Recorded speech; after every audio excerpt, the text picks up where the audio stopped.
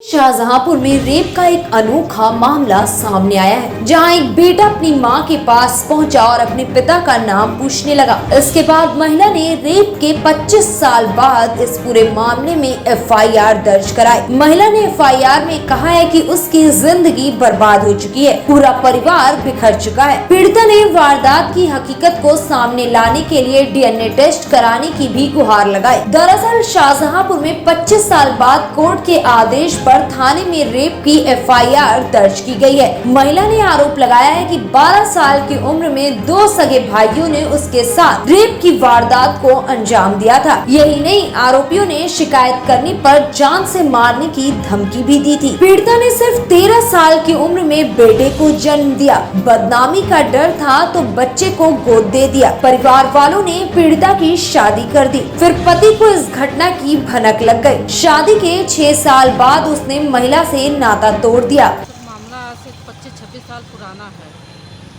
दो व्यक्ति ने मेरे साथ जबरदस्ती रेप किया था। ये सिलसिला बहुत टाइम तक चला है। उनसे मुझे एक बेटा हुआ है और अब बेटा मुझसे पूछ रहा है कि मैं हूँ कौन, आखिरकार मेरा भी तो कोई होना चाहिए ना। बस वो इतनी जिद पकड़े हुए कि मैं आत्महत्या कर लूँगा अगर मुझे नहीं बताया। हाँ, अपने पिता का नाम पूछा। तो अब मैं प्रशासन की मदद ले रही हूँ कि उम्मीद है कि मुझे इंसाफ ज़रूर मिलेगा, मेरे बेटे को भी इंसाफ मिलेगा। जी, न्यायालय से कराया है। पुलिस पहले कर नहीं रही थी, फिर न्यायालय से जब ऑर्डर मिला तब किया गया है। ये सर यही इसी चौकी का है।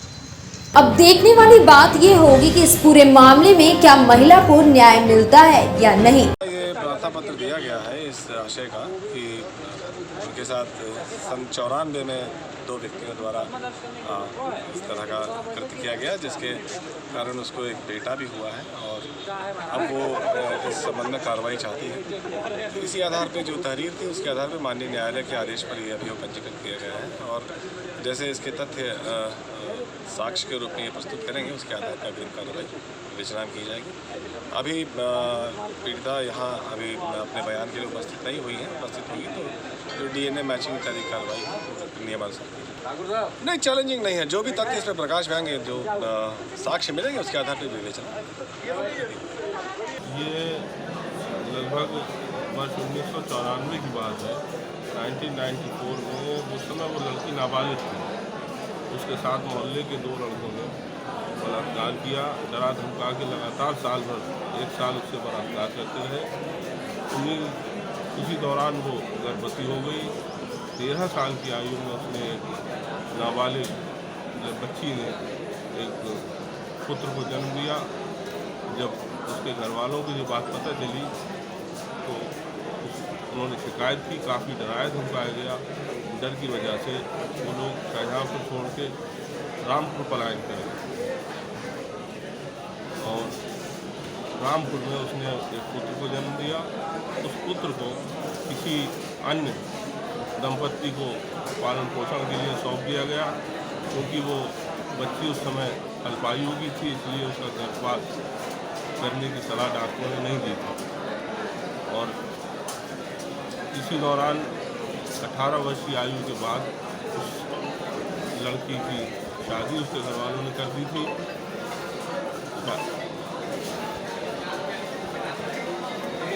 जब उसके पति को उसके साथ इस कथित घटना का पता चला तो उसने उसको छोड़ दिया और इस तरह से वो बहुत बुरी तरह से परेशान रही।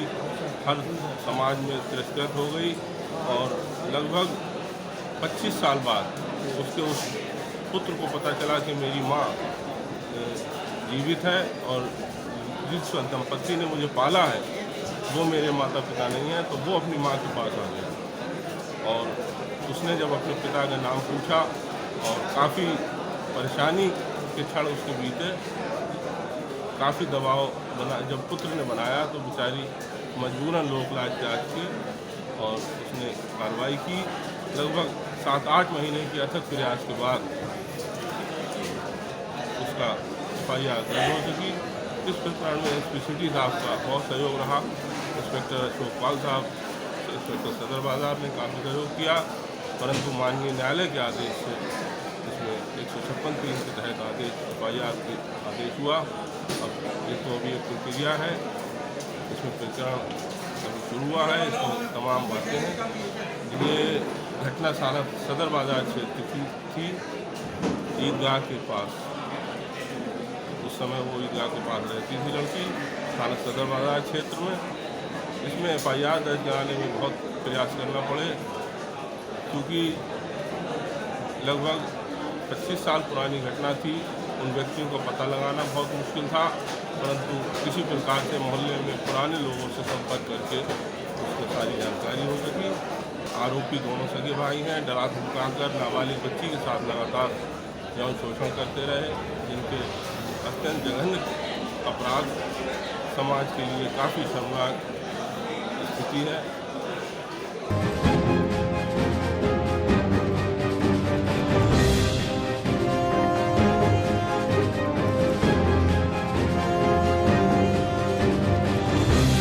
फिलहाल इस खबर में बस इतना ही।